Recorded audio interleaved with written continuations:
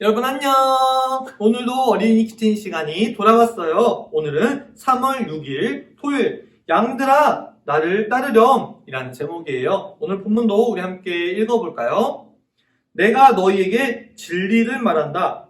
양 우리의 문으로 들어가지 않고 다른 곳으로 넘어가는 사람은 도둑이며 강도다. 문으로 들어가는 사람이 양의 목자다. 문을 지키는 사람은 목자를 위해 문을 열어준다. 양들은 목자의 음성을 듣고 목자는 양들의 이름을 부르며 그들을 밖으로 인도한다. 목자가 자기 양을 모두 밖으로 이끌어낸 후 양들 앞에서 걸어가면 양들은 목자의 음성을 알기 때문에 그의 뒤를 따른다.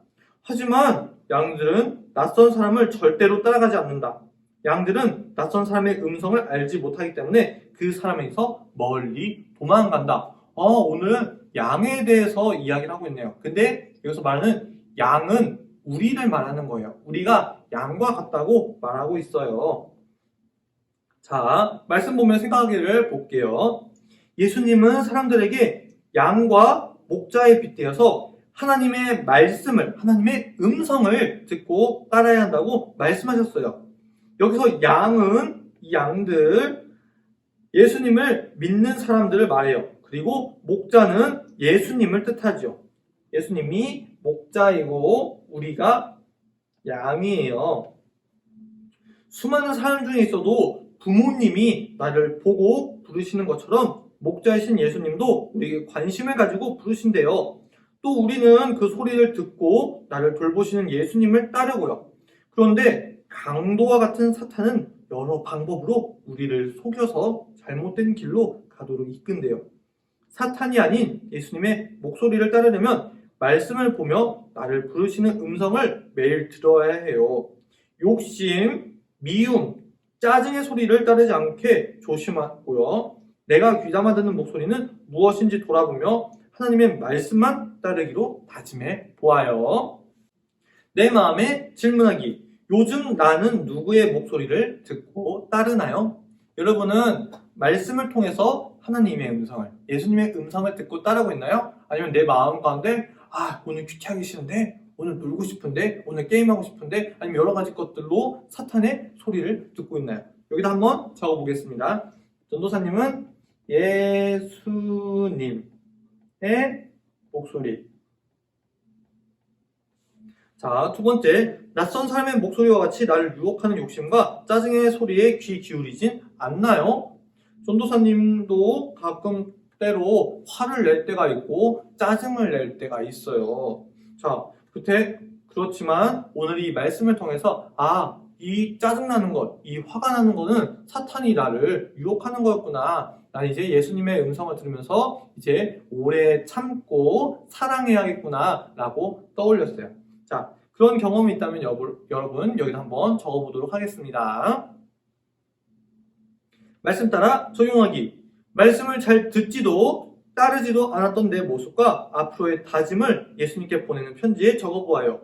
그리고 내 모습을 회개하며 감사하는 마음으로 편지를 읽고 기도해 보세요. 자, 여기다가 한번 적어보세요.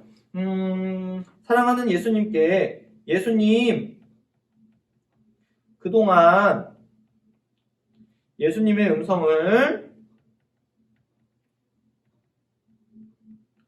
듣지 않고 화를 내고 짜증을 내었어요.